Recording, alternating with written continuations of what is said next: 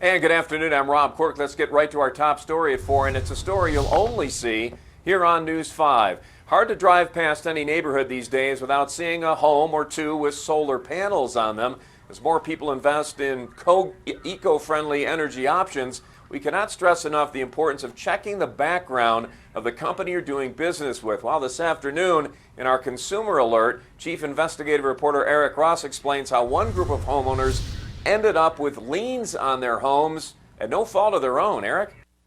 For more than a year, we've been investigating a company called Sopris Solar. We've spoken with numerous homeowners who say they entered into contracts with Sopris and made payments, only to have liens placed on their homes because of a payment dispute between the solar sales company and a third-party contracting company that did the work.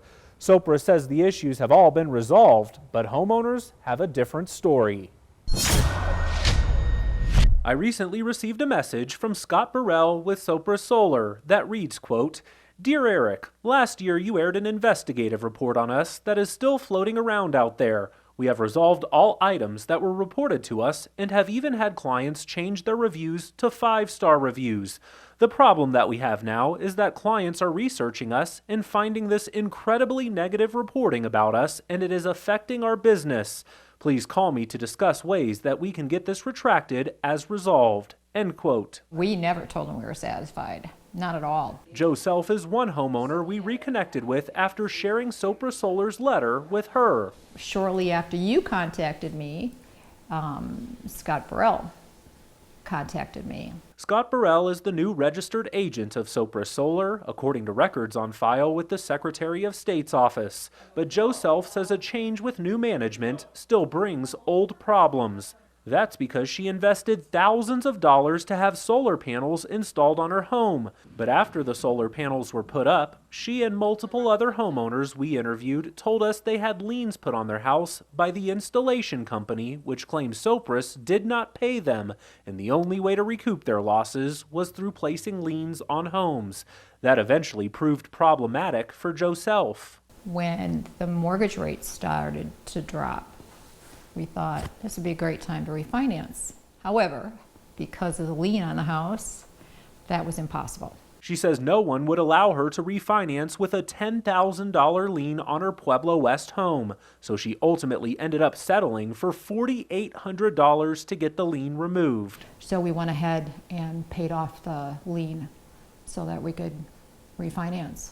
We held off for several months on airing this story update because Burrell allegedly called Joe Self wanting to correct an issue he told us was already resolved. But to be fair, we wanted to give him the benefit of the doubt to make things right. He says that he wanted to get this off their record because it was impacting their business very negatively. And I said, I can't say anything good right now because this is what we ended up having to do. We had to pay this money when it was your responsibility, not ours.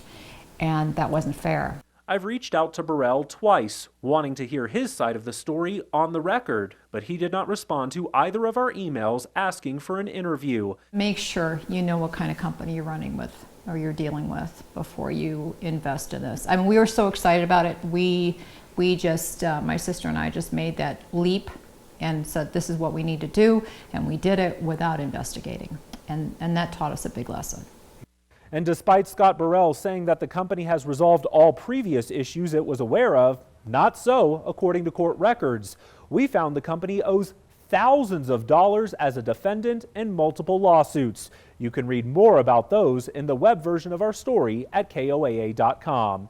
Now, we always tell people how important it is to do your research on any company you're about to hire, but for situations like this, it's also important you ask the solar company whether they'll be doing the work themselves or if they're going to have a third-party company do the work.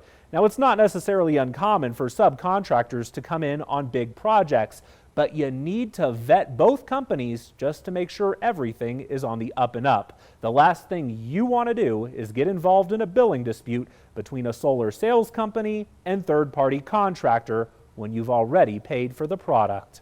Always watching out for you, Eric Ross, News 5 Investigates.